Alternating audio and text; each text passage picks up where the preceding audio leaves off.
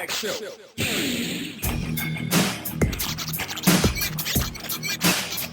Tag Show.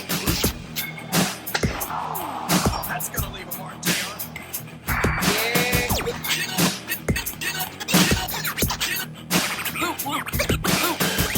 That's undisputed because I'm undisputed.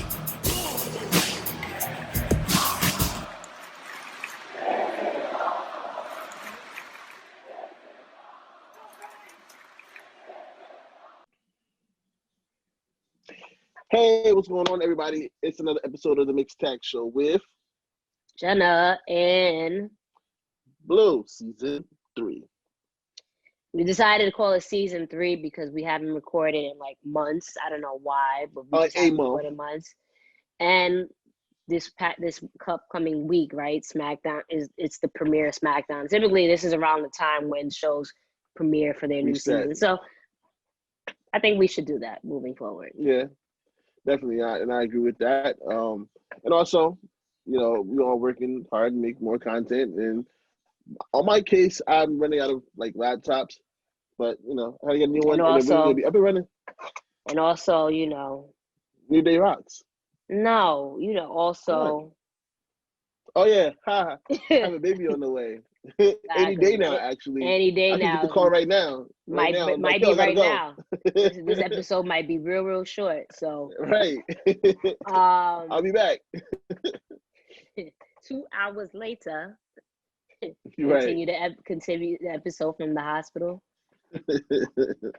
How are you? Updates. Back. I'm doing okay. I'm again getting ready for the baby, trying to realize where I'm going in life, and try to set up 5-year plans and so on and so forth. Running the business is doing pretty good. I'm just trying to stay busy, to be honest with you. So I guess I'm just here. I'm on paternity leave, so I'm at the house just cleaning and building and cleaning and building. Mm-hmm. Yeah, it's basically my days now. I don't even know what day it is. What about you? It's Monday. Sorry, not Sunday. It's Monday. What about you? Chilling. Same old. I go back to work this week. Huh? I said staying safe. Yes, we're trying to live my life as well, but staying safe. Not the usual. Just working. I do the 2 weeks on, 2 weeks off, so I get that time off. And like you said, just kind of figuring out where I want to go in life and make certain decisions. So we'll see how that pans out in the next few weeks, months, years. So, yeah. Then, now, forever. No. Anyway, it's not going to be too much of a long show. It's a lot to discuss, but not a lot to discuss. Just want to focus specifically on the draft that happened last week. And just kind of go from there in regards to that. They did a little They did this last year. Did they start off on Smackdown or did they start off on Raw? Last year, I believe. It's Smackdown, right? Yeah, because remember it coexisted with the season premiere on Fox. I wonder why they didn't wait till season premiere to do it this time. Yeah, right. I don't know. That was weird.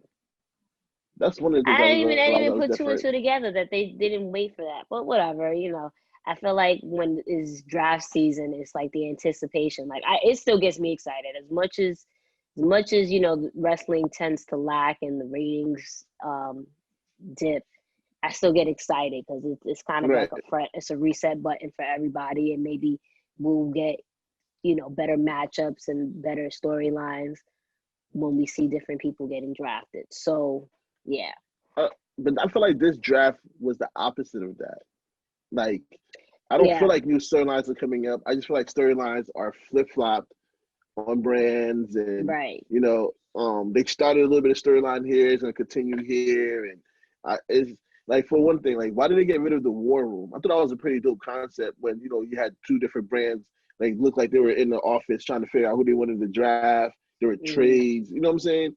This one just felt like, all right, we're going to go out here and read these people and then keep it moving. Like, who actually made these decisions. Yeah, exactly. And not only that, too, I agree with the fact what you said. because ultimately there wasn't any major moves. Like the only major move we can really just, I guess, say would be Seth Rollins. But like you said, it's just going to be literally a continuation of the whole Mysterio family Messiah type storyline, and it ran its course. Like I literally said this on Twitter, like they're gonna continue, like Lord, they're gonna continue this feud on here, and it's like SmackDown is 2 hours, right? So what you're telling me is from Seth being drafted to SmackDown and Rey Mysterio and Dominic and Murphy all being drafted to SmackDown. So what you're telling me is the storylines that are going to dominate SmackDown would be Roman and Jay, which is fine. I love that storyline.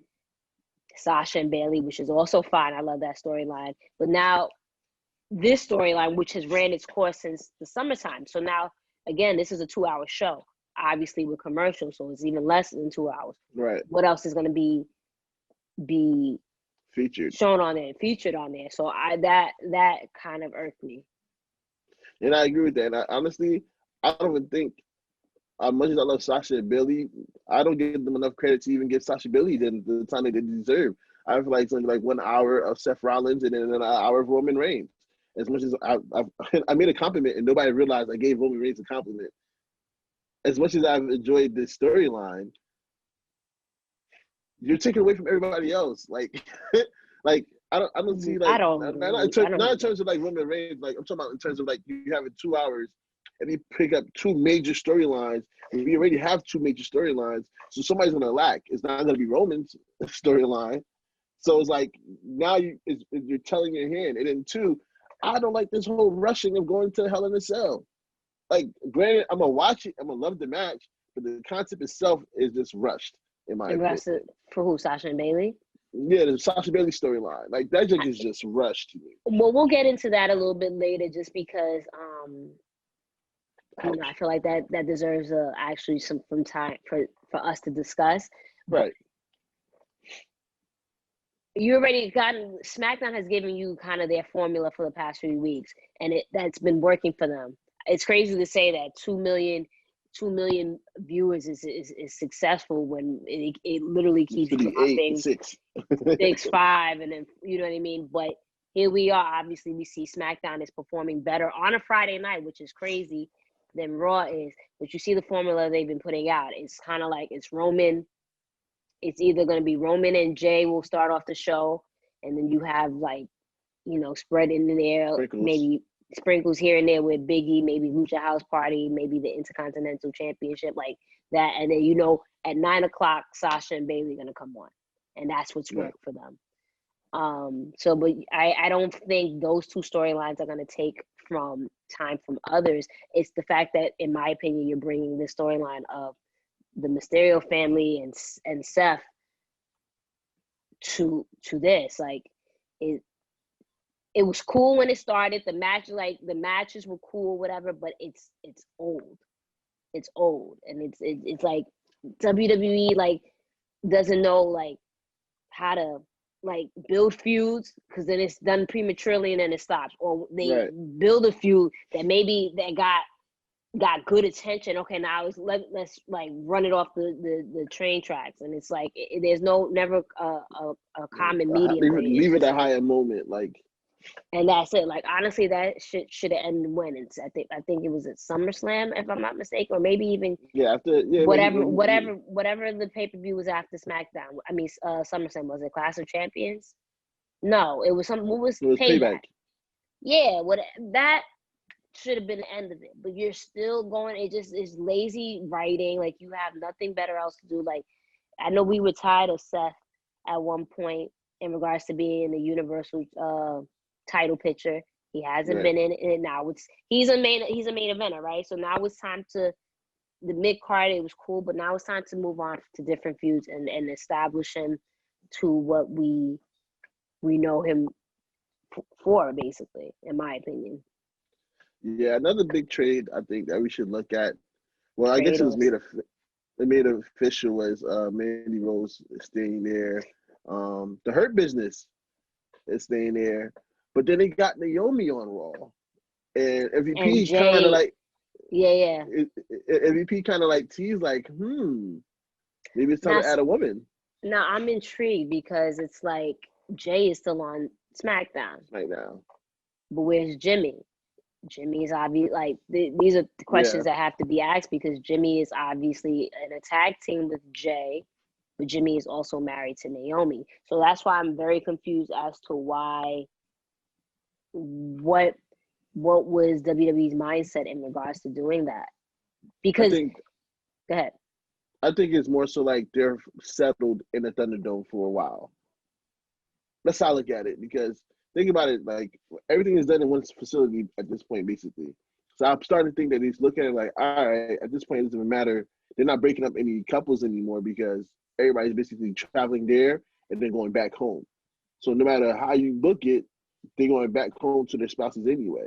So I won't be surprised to see Aleister Black trade, like the couples are broken up from brand, but it's like everything's in one facility. So they don't feel like, since they're on the road, they're not taking time away from them anymore. So let's say Becky, because she's probably not going to come back. I know realistically a lot of people, and it'd be nice to see her again. But realistically, I do not see Becky coming back anytime soon. I'm thinking if possibly maybe middle of 2021, maybe even late 2021, just because she'll be giving birth in December, and then that baby, their baby's gonna be a newborn. So, but I bring her up because Seth is moving to SmackDown. Where does Becky? Let's say Becky Ben had her baby and she's in great shape and she's ready to go. Does she go to SmackDown? What you're saying? Okay. Oh well, I wouldn't be surprised if they just put her to SmackDown so they can have that option of, the Seth and Becky storyline they like to touch from time to time. But I don't think they'll do that because I think Becky would return as face. Like I don't see her not returning as a heel. So and then I wouldn't see her returning as a heel. So and Seth is a heel. So I don't really think they would really. There's nothing to like touch on it because even before she left, Seth was a heel before she left. And they still kind of, they didn't touch to it as often because of the dynamics, but they still, referenced it a little bit.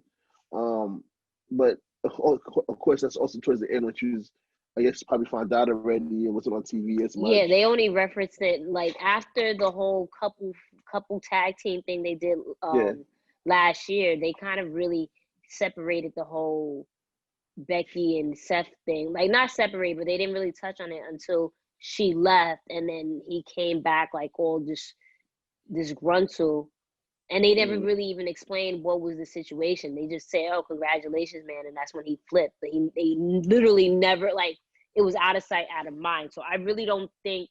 I think they will put Becky on SmackDown just because it's more star as another. It's a flagship show. It's a brand, and. I just think they would put her on SmackDown. That's just it sounds like to me. But yeah, going back to Jimmy, Jay, and Naomi, I don't necessarily agree with that. That since they're working at the same facility or venue, that's the reason. That's their reasoning. I just think it's classic WWE that they don't put two and two together because I promise you, when Jimmy comes back, he'll probably go to SmackDown. And then all of a sudden, it'll be a situation where, and I hope that's not the case. I don't want to put that put that energy out there, but they're not going to utilize Naomi the way she should be. And then all of a sudden, she's gone for a couple of weeks, and then she's on SmackDown because that's just typical WWE. Right. Like, oh, we're not utilizing this person, and let's forget about them. All of a sudden, that they're on. The other brand. The next brand. It's kind of what they did with Mandy. Mysterious trade.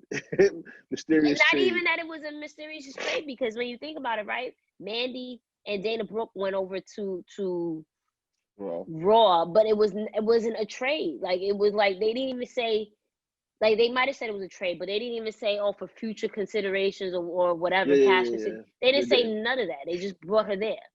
They didn't even say nothing about Dana. They just said something about Mandy because The Miz was like, oh, I pulled off something. I made a call, and Mandy's on Raw now. That's what it was.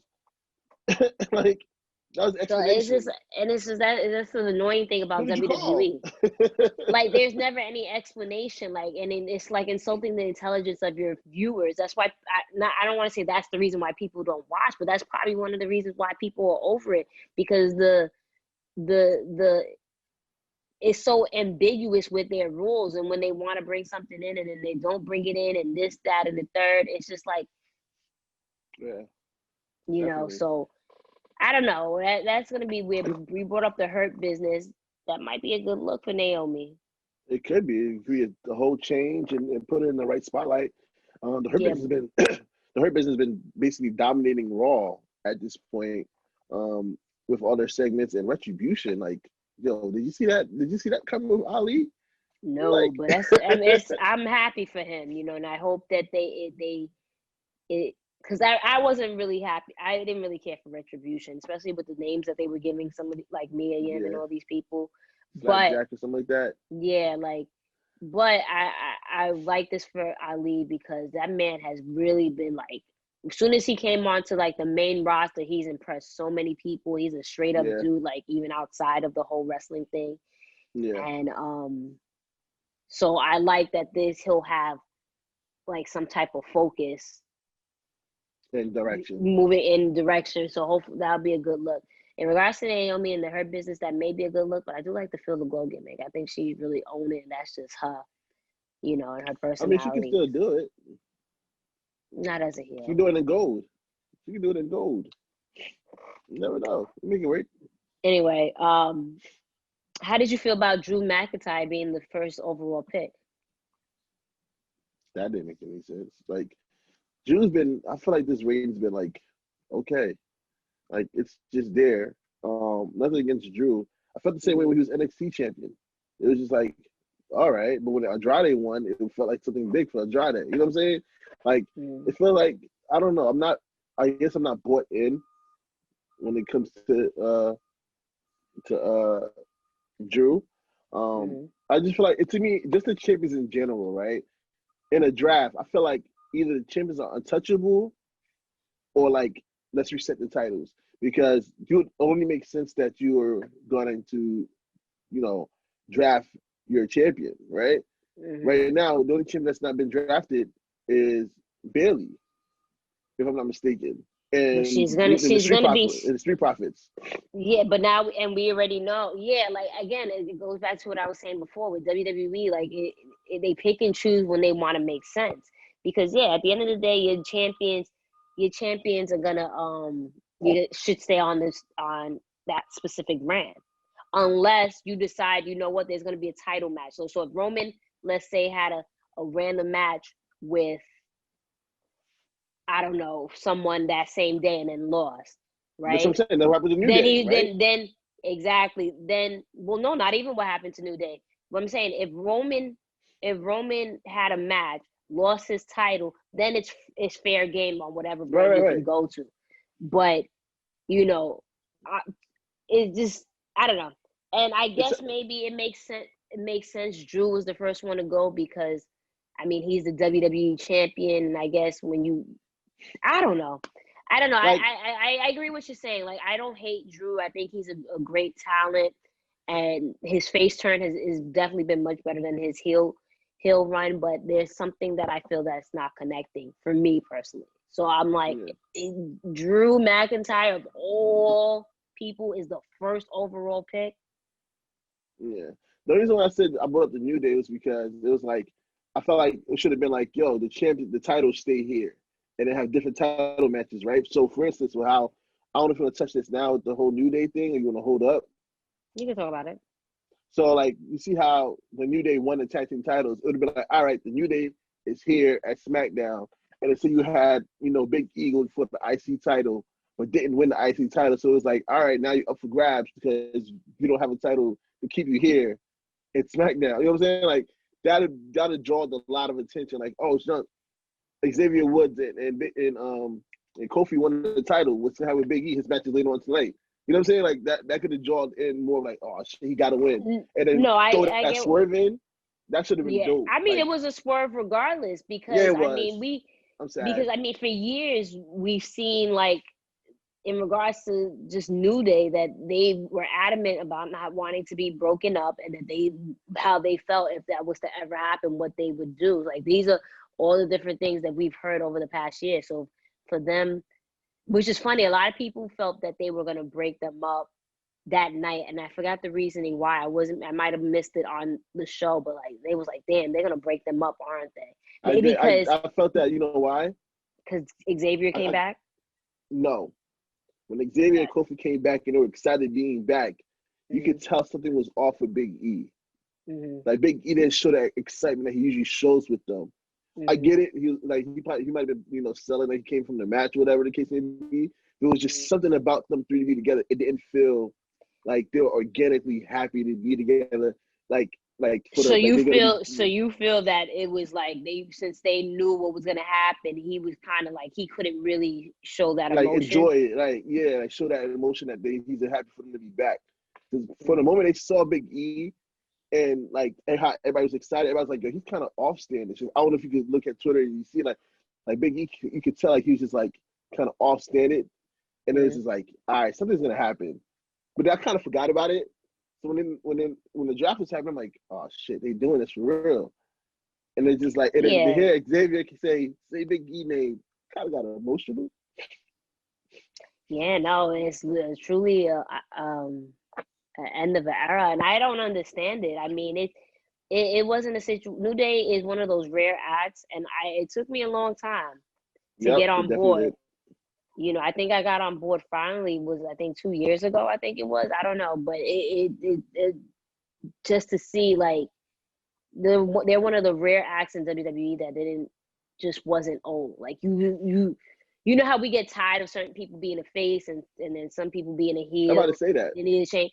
With New Day, I wouldn't ever want them to be heel. You know, it'd be different. Right, I'm saying that like they missed. I think they should have switched it one more time before actually doing this. No, that's not what I'm saying. I don't think that they needed to. No, for me, that's my opinion. Oh well, I mean, like, I just feel that they're one of those rare acts that, again, like, you can keep them as face and no one would have an issue. They're just really, really good and have that great chemistry. So I don't see the point of breaking them up. Because, like, okay, Big E's finally going to be a single star. Cool. Kofi but still had his crew. I generally I don't see the reasoning for that. While you drafted The Miz and John Morrison as a tag team, when that, I feel like, ran its course. Yeah. You know? It's about time like, it doesn't make sense to me. Like, they don't focus on tag team wrestling. You know, you either have factions and then attempt to have tag teams, but you really don't do anything with tag teams. But yet these are two capable, probably mid-carders with The Miz and Morrison, but you're drafting them as a tag team. Get tag team, you know? To your point, go ahead. I don't know if you've seen this announcement. Otis been drafted to SmackDown and Tucker's been drafted to Raw. Who's been drafted? Tucker to Raw. Yeah, like, so his machinery is broken up. They're done. It doesn't. And then you got Otis is on SmackDown, and then Mandy, like, so that storyline is completely done. Like, I just don't understand WWE. I don't, and thinking like this is a good idea. So again, The Miz and Morrison, who are not an actual tag team, they're single competitors. You're going to keep them as that, but you're legit breaking up tag teams. That just doesn't make sense. And just going back to the point in regards to New Day, when Kofi had his really, really nice singles run, he still had Big E and Xavier behind him. Like, like, my thing is too, Xavier is coming back from a really serious injury. You could, like, even though it's not like they're wrestling all the time because they're not traveling and they're not on both brands, you can, like, you know what I mean? Until he gets really, really settled in regards to that, you could keep them as a tag team and they can alternate while Biggie can still be a singles competitor, you know? So I think that was dumb. You know, I think it's a blow for the culture specifically, you know? Yeah, definitely. So, yeah, I wasn't feeling that. But again, in that situation, the New Day beat Cesaro and Nakamura. So now New Day should be, if you won the titles, if they won the SmackDown titles, then they should stay on SmackDown. Right. And now Cesaro and Nakamura are for grabs. You know, that doesn't make sense. And so now, like, again, now what? The Street Profits are just gonna get drafted to SmackDown. Like, what do you do with the titles? Like, you just switch it. Like, they don't think these things through, and this is why it's like it's insulting our intelligence. But then with that, like you said, it foreshadows what's gonna happen with Street Profits. You can't have two champions on one brand. So now you're showing your hand. Right. And I think, but even outside of that, like, you feel like they're not going to really stick to this whole spouse thing being on the same brand. But I felt that when Bianca, and I was saying this for the longest, that Bianca needs to go to SmackDown. Once she got officially drafted to SmackDown, that it just told me the Street Profits were going to SmackDown, which that's outside of Sasha and Roman still staying on SmackDown, because I was like, yo, I don't want to do Mondays again. I was like, I really want Bianca to go to SmackDown. I think that's going to be a good opportunity for her. And look, now we get to see her, Sasha, Bayley. I mean, I'm being naive, because when WWE, it might be a situation where these things don't happen, or not done the right way, But man, the possibilities between the matches that they can have in regards to her and really build her up, and maybe we can see a title run maybe sometime next year. I don't know, but I'm excited to see what she brings for SmackDown. Definitely happy the boss is still a SmackDown. Definitely, like she's, the blueprint. She has to steal the blue brand. She's what's been bringing them the big numbers with Bayley, and Oscar, of course. Go ahead, say it for the people in the back. I've been saying that, like, they don't hear, like, they bring the big numbers. They're not hearing you, and they talk about the feud is slow, and I'm like, yo, y'all bugging. Y'all just like to hate Sasha. Just keep it moving. I don't see people saying about the feud. No, I'm on Facebook. Remember, like, I'm on the Facebook community. Well, what I'm saying, I don't see people saying that. I just think people, and I get it specifically, that people like in the Sasha crew, right, might feel like anxious because Sasha's been, in regards to like the title picture and getting her actual moment, she's been done really crazy over the past couple of years. And I get it, but it's a lot of people feel like it might be rushed and this and that and the third, but then at the same time, people want her to win the title at Hell in a Cell. And I'm like, I get that, because she's 0-2. And I wouldn't be disappointed if she did win, but I also wouldn't be too upset if she lost. I know, so it would be an 0-3 record, only if that means that there's more to come. You get what I'm saying? Right. Because if it's a big payoff towards the end. Exactly, because if it's a situation where you just killed it at Hell in a Cell and then you lose and then there's nothing else in regards to that, then I'm gonna be like, yeah, keep playing with us, right? But in this situation, I'm indifferent, but I'm excited.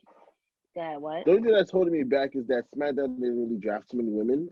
So far, they only have Sasha and Bianca, and then of course they're gonna get. I'm pretty sure they're gonna pick Bayley with their first choice on Monday. I was gonna.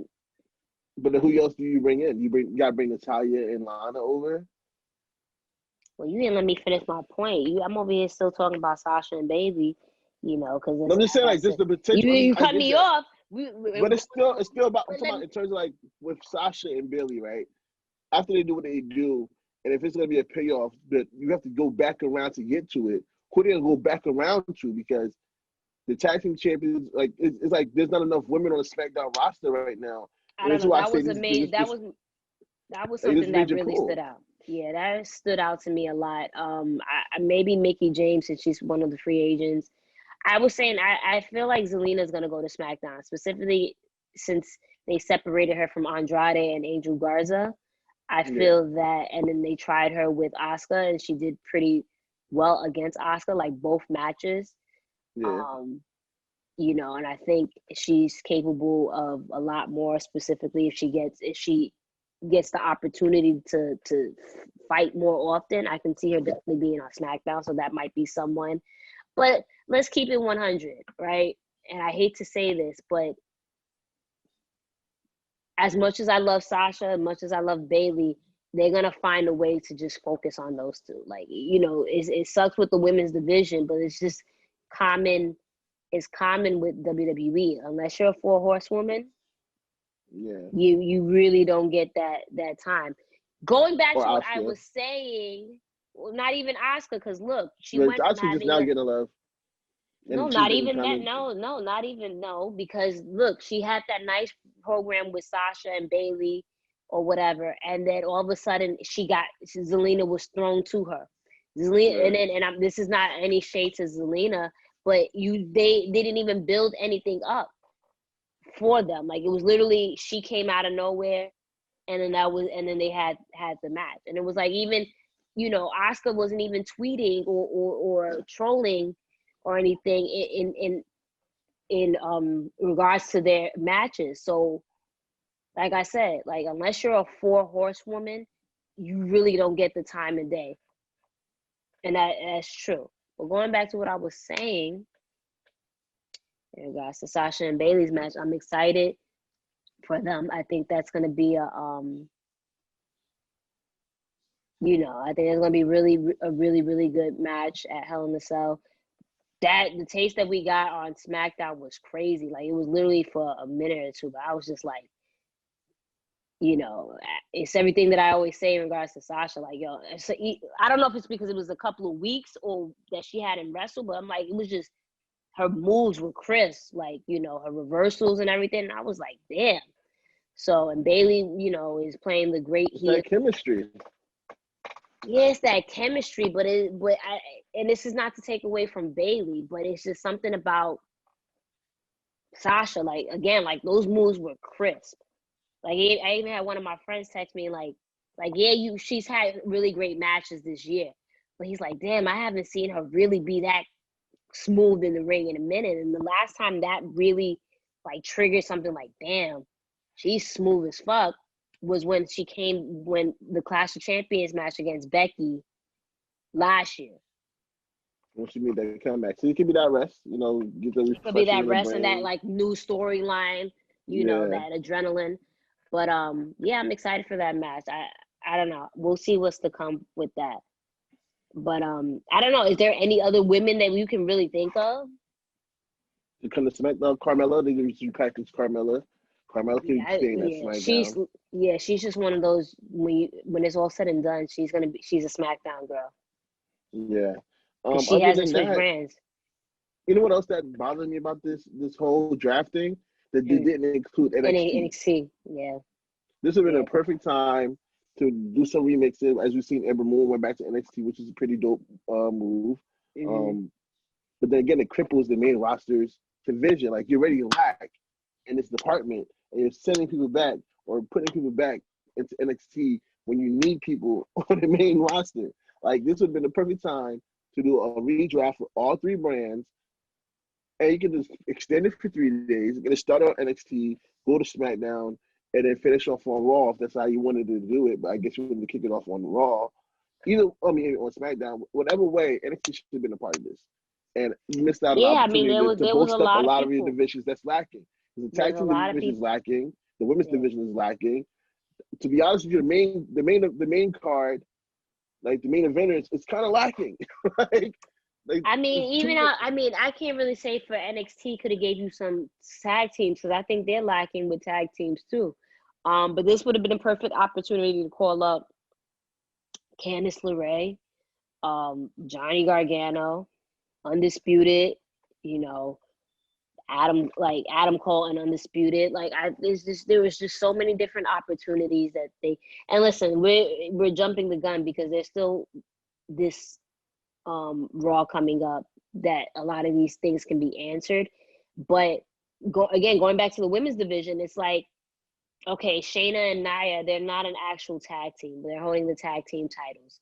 Okay, so who are they gonna be facing moving forward? And it's like, is the Riot Squad gonna stay on Raw? Because then again, now that eliminates the competition. I mean, the competitors for SmackDown in regards to the women, because then there's Natalya. I see them going over to SmackDown.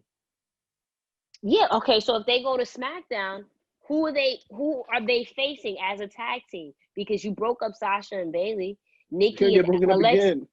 Nikki and Alexa. Alexa's gonna go to Raw with the Fiend. Maybe she'll be in contention for the Women's Championship. Wait, the Fiend got drafted to the Raw? No, he didn't get drafted. But what I'm saying is, you have Roman and Seth on SmackDown. He's not gonna go to SmackDown. Like who's Drew gonna face? Yeah, because like you said, the main event card, like the upper card, is lacking. Yeah, so Braun will go there, but other than Braun, who else is there? You know what I mean? So I just feel like the Fiend is gonna go to Raw. I feel like Alexa, the main event is lacking. That's what I said. Yeah, like Alexa, she'll probably go to Raw, but then again with SmackDown, there's like maybe Nikki stays, but we've seen Nikki in the title picture way too often that it didn't work out. Maybe Lacey stays. Like, I don't know. WWE, there's so many questions that need to be answered and they never answer it. This is gonna be interesting. Any other drafts that stood out to you between Raw and SmackDown? Like, I'm looking at the list right now, nothing else really popped out. I mean, AJ Styles is back to Raw. Yeah, he said, let me get out of SmackDown. He said, Paul Heyman over here. Well, that's not the reason. I don't think that was the reason why. Apparently, he was upset that he was missing his son's yeah, I saw that on Fridays. So I think that's an interesting move just because it didn't work. I think his original move to Raw is what dimmed his star power, in my opinion, because he was just cooking on SmackDown with the whole the house that AJ Styles built, and then as soon as he went to Raw, it was just like it was like, what are we doing? And they tried the whole OC thing, but it didn't really pop off the way it needed to. So I can see, and then he went to SmackDown. Yeah, put him back in that because like I said, he was doing well for that briefly with Sammy and Jeff. Once he went to SmackDown, he was doing well, but ultimately AJ Styles is a main event type guy. Right. That's another guy that you experimented with him in the mid card, but now it's time to bring him and go for a heavyweight title because that's AJ Styles. Yeah, best in the world. Right. They said like that. No, right. Oh, okay. I'm not saying anything. Right, yeah. You try to be like sarcastic. Right. No, I'm not you. Like, anyway, but yeah, other than that, the draft is very lacking. I feel like it was a little underwhelming outside of the New Day stuff. Let's see what happens on Raw. That's what I could say. Like, I don't know how you're gonna say this. You need to make some trades. You need to bring up some people because a lot of your division is still lacking, especially for SmackDown. Raw, you always put more people on Raw because you got 3 hours to fill. But like, SmackDown we don't want 3 hours. You guys keep saying that. Like, we don't want 3 hours. We don't. Like, we don't. Like, that's why I was like, yo, I don't want to have to focus on Raw because the product is trash on Raw, and then on top of that, it's like, yo, I gotta wait till 10:30 to see my favorite come out. Like, I barely stay up nowadays. What happened to Raw Underground? But we knew that was gonna happen, right? Then I'm pretty sure if we run back an old episode of the Mixed Tag Show, we might have said it's gonna be one of those situations where it disappears and we hear nothing of it. Basically. I'm getting pissed off now just thinking about all of it. Like, the draft night is typically like something that would excite because it's a fresh new start where you reset, like I said earlier. But I actually watched this live because I thought like, all right, maybe some things it's gonna be exciting. Like, and I'm like, yeah, this is not cool. Like, and then you broke up my favorite team. Like, what the fuck? All you're telling me is that SmackDown is still the A brand. You're gonna continue feuds. drawn out feuds that we're over, and like people that need time to really get built up and stuff like that. You're not gonna do that. And again, you don't value the women. Can we get like a women's mid-card show? Oh, you talking about an all-women show? Yeah, because this is ridiculous. Evolution too? Not even just that too, but I mean a Like woman's weekly episodic type show. I don't know. See, I was excited. Now I'm just pissed off. Feel like, I mean, you're not doing a main event no more. You can do it on a Tuesday. They do main event. They still do the main event right now? Yeah, that's where Bianca's been having matches this whole time. So when you don't see her on Raw, she's on main event. All right, they need to do something else. Like they need to find. Like I said, I'm down for a women's only show to help promote the storylines, and it's a good place to put all the women into one building. And maybe you don't never know what's gonna happen, having different matches. But then again, and I mean, when I say all women, I'm talking about NXT, Raw, and Smackdown. You can have all of them in one building and just have a weekly event, like you said, even if it's bi-weekly. They need to do something different because this Monday, Friday, Wednesday thing is not working. Like you need an extra show somehow to add content to your portfolio. You have a whole fucking library. Add something to the library. Listen, I don't know. At the end of the day, like, going back to the topic at hand, like draft night is supposed to be, you're excited for the possibilities and potential matches that we could get. Instead, it just left us with more questions like, okay, we already know, like, and this is WWE's MO. You draft, like, a draft really is pointless in my opinion, because it's like, you're going to do what you want in regards to when you need someone to be on this show and that show. You're going to not focus on this person. The tag team division is still going to be the tag team division. The women's division is going to still be the women's division. Mid-carders that should get focused on are not going to get focused on. It's just the same old, and it's tiring, I was actually, like, it's crazy. I was really excited to have this conversation. And as the more we talk about it, it's pissing me off because it's typical WWE. I was excited because I knew this shit was trash, and I wanted to say this shit is trash. It's like, prove us wrong that you're gonna do things that make sense, Yeah, you get it some credit. I don't know. And did you hear? And I guess we're pretty much done speaking about the draft. But, old girl that was hired, that is the CEO of Barstool Sports. She got hired to WWE. I forget, like, a prominent position. And I was getting ready to tweet this, but like I was kind of like on a social media hiatus. But it's like, when are you guys going to hire people of color? I seen it say cancel Barstool. I don't know why. I wasn't paying attention to it.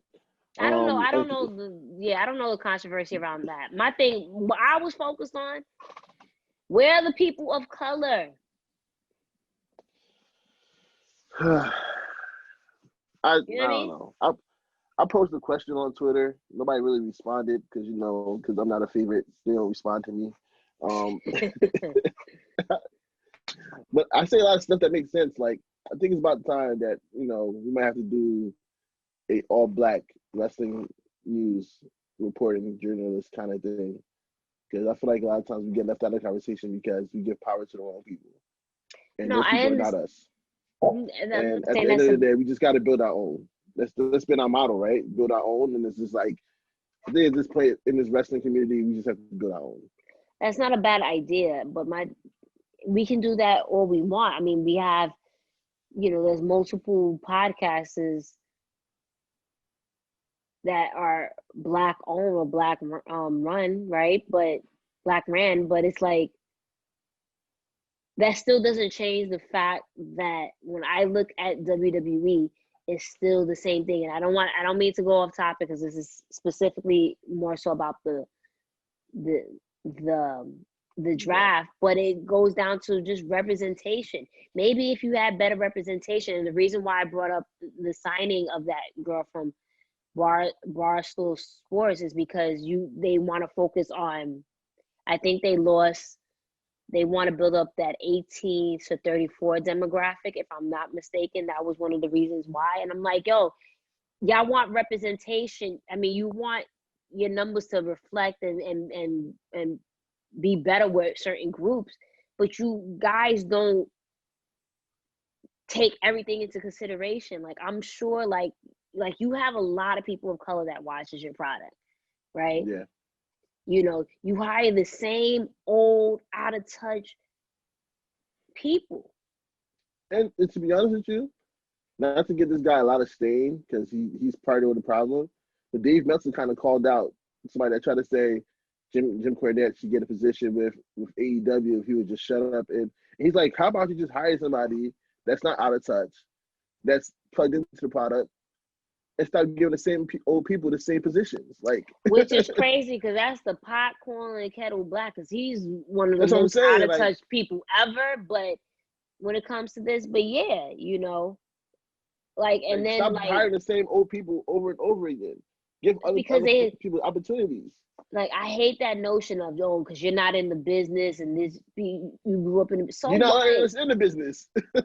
Exactly. If you're not allowing us, how can we get that knowledge or know that, like, this and that and the third? Like, it is so draining to sit there and see the same thing in regards to representation. Because at least if you had better representation, then and someone who's open-minded to ideas, because then now it's gonna be like, come draft night and these different moves are being made, and it's like, you know what, this is not gonna work because people are not interested in this and they want to see more of this. Then you'd be like, oh, you know what, you're right, okay, let's do this. Now you have the ideas that flow, and people, all sides are happy because now your viewing public, you know, is excited for what's to come.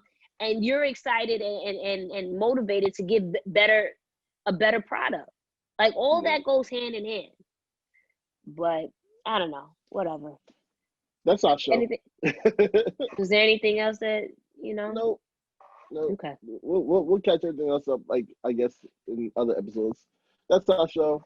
If you haven't already, follow us on Twitter, Instagram at The Mixed Tag Show, or on our personals at Miss Jenna Baby BAYBEE, or at Blue Magic Grind, spell how it sound.